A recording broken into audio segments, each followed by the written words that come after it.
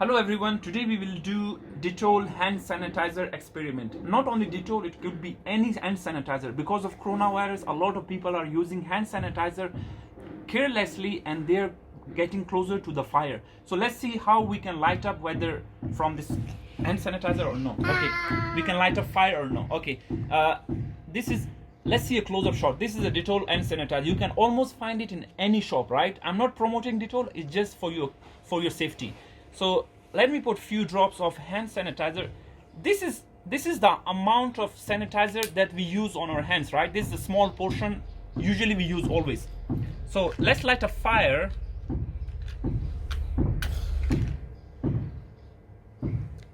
Sorry for the background noise, this is a construction going on around me. So let's see, I touch this.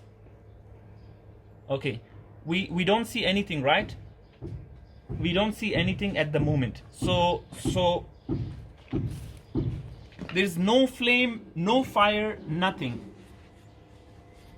Let's try a tissue close to this and see whether we can light up the fire from it. There you can see. There's an invisible fire which lights up here. Invisible fire which lights up and is highly dangerous. So again, you can see from the naked eyes or from the camera lens, there is no flame at all. It's invisible flame.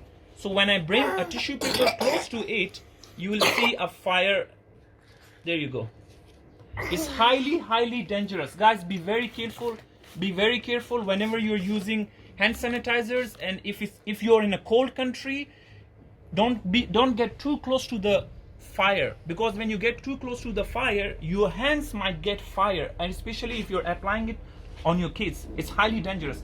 You can see there's no flame at all. The flame is invisible, but when I put my hand closer to it, I can feel the fire, I can feel the heat. So be very careful. Take care of yourself, take care of your family, and stay home, stay safe, and let's fight together against coronavirus.